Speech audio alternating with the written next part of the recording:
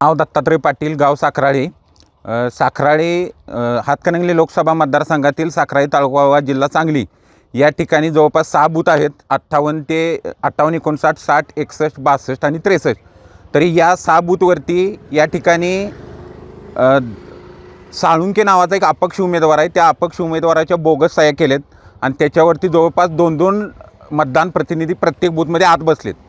हे आत बसलेले मतदान प्रतिनिधी हे सत्यजित सुरुडकर यांच्या पार्टीचे आहेत आणि त्यांचे मूळ 2 आणि हे 2 असे 4 जण बसलेत.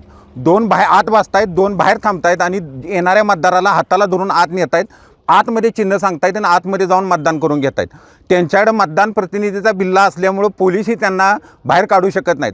अशी परिस्थिती साखराळ्यातल्या बूथ क्रमांक 58 ते बूथ क्रमांक 63मध्ये झालेली आहे आणि या पद्धतीने या ठिकाणी हुकुमशाही पद्धतीने ही लोक वागत आहेत. म्हणून आम्ही रितसर या ठिकाणी मतदान अधिकारी यांच्याकडे 6च्या 6 बूथमधल्या तक्रार अर्ज घेऊन गेले असता त्यांनी तक्रार अर्ज घेण्यास नकार दिला. त्यानंतर आम्ही त्यांना सांगितले की तुम्ही तुमच्या झोनल किंवा तहसीलदार साहेबांना बोलवा आणि त्यांच्यासमोर हा विषय घ्या.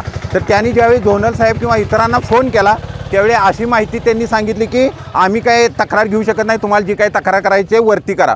मग आम्ही त्यांना सांगितलं की जोपर्यंत तुमचे अधिकारी येत नाहीत तोपर्यंत आम्ही मतदान होऊन देणार नाही. आणि या पद्धतीनं मग सत्यजित सुरुडकरांची जी माणसं आहेत ती या ठिकाणी येऊन या ठिकाणी दंगा केलेला आहे. अशी ही परिस्थिती आहे. तर या ठिकाणी हे वार्ड 58 ते 63 या 6च्या 6 ठिकाणी जे बोगस मतदान प्रतिनिधी बसलेत त्यांच्यावरती फक्त गुन्हे दाखल व्हावेत आणि त्यांच्यावरती भारताच्या इलेक्शन कमिशनचं जे रूल्स आहेत त्याच्यानुसार त्यांच्यावरती कायदेशीर कारवाई व्हावी एवढीच आमची मागणी आहे. याच्यापेक्षा आमची जास्त काही मागणी नाही. सत्यजित सुरुडकरांच्या कार्यकर्त्यांनी काय केलं या ठिकाणी? सत्यजित सुरडकरांचे जे मतदान प्रतिनिधी आहेत त्यांनी 2 मतदान प्रतिनिधी त्या ठिकाणी बसवले होते आणि दुसरे एक अपक्ष साळुंके म्हणून उमेदवार आहेत त्यांच्या बोगस सह्या केल्या फॉर्मवरती आणि सत्यजित सुरडकरांचे आणि 2 मतदान प्रतिनिधी आतमध्ये बसले.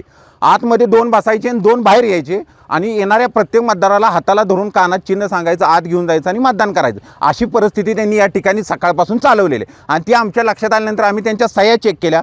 इथं असणाऱ्या मतदान जे प्रिसिडिंग ऑफिसर आहेत त्यांनाही मान्य आहे की यांनी बोगस सह्या केलेत, हे खोटे फॉर्म आहेत, म्हणून त्यांनी त्यांना उठवून बाहेरही काढलेलं आहे. फक्त आमची मागणी एवढीच आहे की त्यांच्यावरती गुन्हे दाखल झाले पाहिजे.